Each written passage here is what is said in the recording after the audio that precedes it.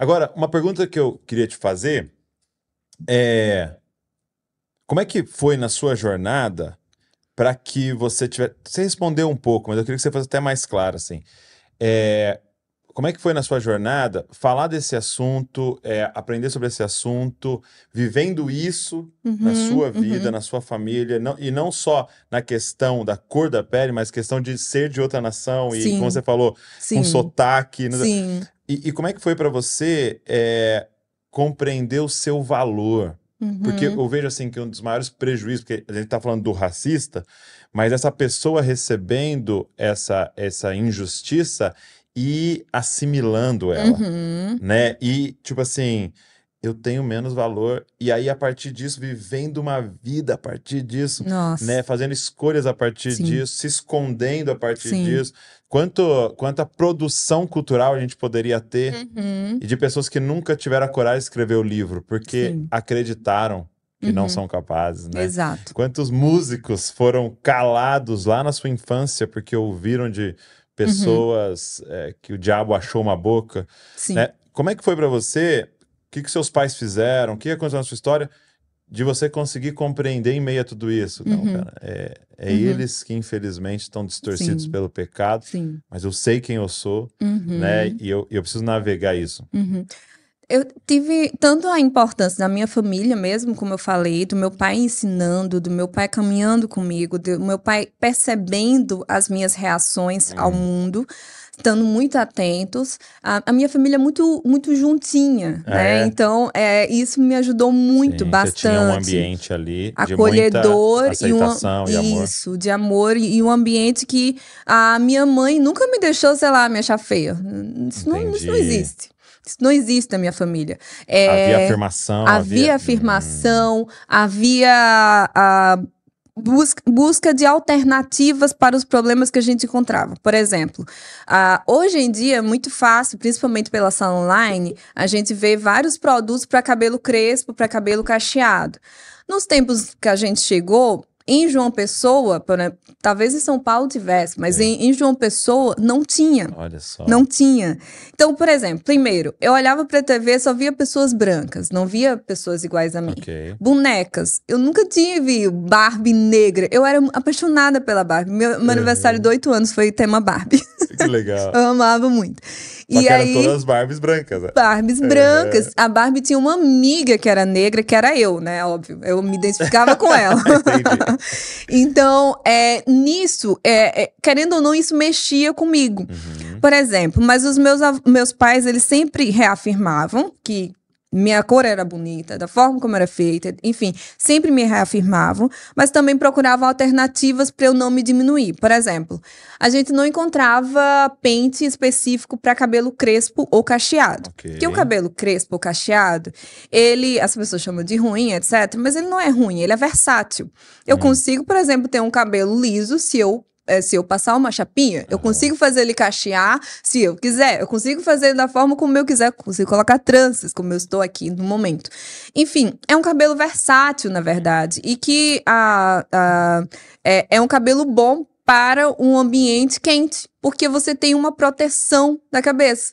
Então, tipo, Deus é perfeito até nisso, né? Ele fez dessa forma. E ele não errou quando ele fez. É um cabelo que veio do continente africano, uma temperatura. Exato. Então, a gente não pode chamar de ruim aquilo que Deus chama de muito bom. Não pode. É ir direto, é julgar a criação de Deus. Isso é muito ousado da nossa parte. Então, nesse período, o cabelo crespo, ele tem a textura muito fina. Parece ser um cabelo agressivo, que as pessoas acham, mas a textura é muito fininha. Meu cabelo é muito fininho. Ele quebra muito fácil. Então, você não pode, por exemplo, pentear o cabelo de uma pessoa que tem cabelo cacheado ou crespo com o mesmo pente que você penteia o cabelo liso. Não funciona. O mesmo pente não funciona, porque o cabelo liso, as cerdas são bem pequenininhas. Aí você passa porque é liso. Mas se você fizer isso no crespo, ele quebra todo. Tem que ser os pentes que têm as cerdas maiores.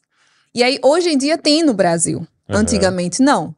Literalmente, minha mãe pedia que, quando viesse alguém de Guiné-Bissau, trouxesse tantos produtos capilares quanto as coisas que a gente tinha lá pra cá. Então, É ruim falar sobre isso dessa forma, que tinha que vir de fora? Mas eram os contornos que a minha família achou de fazer com que eu não me diminuísse. Entendi. Hoje em dia a gente encontra em qualquer esquina. Salão online tem um monte de produtos. Porque eu fico imaginando pente. que se a gente senta, se vocês sentam na sala e fica lá, caramba, né? Aqui não tem nada, esse pessoal não nos valoriza. Então. E isso vai entrando na criança, isso vai entrando no adolescente, total, e ele vai assimilando aquilo. Né? E que é Meus o perigo de se vitimizar, né? Nunca permitiram, exato, Uau. e ficar nesse vitimismo. Meus pais sempre disseram, tem um problema? Contorna, vá pra cima, vamos fazer.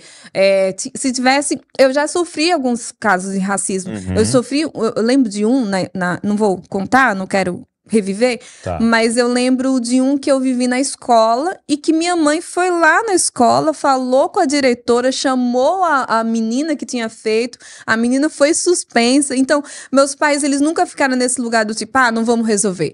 Meu pai também tem muito essa veia de advogado, não sei o quê, vamos fazer e tal. E aí, eles sempre procuravam formas de resolver as situações. E isso me ajudou a não ficar nesse lugar. Tipo, eu sei que tá doendo, eu sei que é uma dor, está aberto, mas o que eu posso fazer por isso? O que eu posso fazer? O que eu posso fazer? Porque Deus me enviou para um tempo como esse. Exato. E ele não errou no pacote que ele me embalou. Isso. Porque eu tenho uma missão, né? Não, e tem outras coisas também que recalibram muito meu coração. Por exemplo, Luther King. Eu sou muito fã do Luther King. Muito fã. Eu leio tudo dele, eu gosto da forma como ele faz as coisas. Mas o que mais me impacta no Luther King, o que mais me impacta como um todo, são os exemplos. O que mais me encanta em Jesus é o exemplo que ele ensinou pela vida dele. Ele não falou, faça o que eu faço. Ele disse, façam o que eu estou fazendo. Ou, façam o que eu falo. Ele disse, façam o que eu estou fazendo. Ele mostrou pela humildade, pelo exemplo. E o Luther King é meio que isso pra mim também, de certa forma. Por quê? Porque a época, eu fico pensando, cara, eu tô no Brasil em 2023, 2024. Não virou ainda. 2024. Luther King estava nos Estados Unidos no período do Apartheid. Ele muitas das vezes estava viajando para outros locais. Ele não podia entrar nos lugares de hospedagem, porque não era permitido negros. E ele dormia no carro dele, com o perigo de sofrer, de apanhar no meio da rua, um negro naquele local. A casa dele foi invadida várias vezes e ele não revidou. Ele estava numa época muito pior, em um contexto muito pior, onde as leis não tinham essas leis protetivas tanto quanto os tempos de hoje. E ele respondeu em amor, ele respondeu como Jesus. Quem sou eu em uma época menos pior, em um contexto como o brasileiro, onde claro que o racismo, as pessoas dizem que é velado, né? Eu não acho que seja velado, eu acho que é velado para quem não vive. Para quem vive, sempre é bem explícito, né? Mas em que o racismo é mais gentil, vamos dizer assim.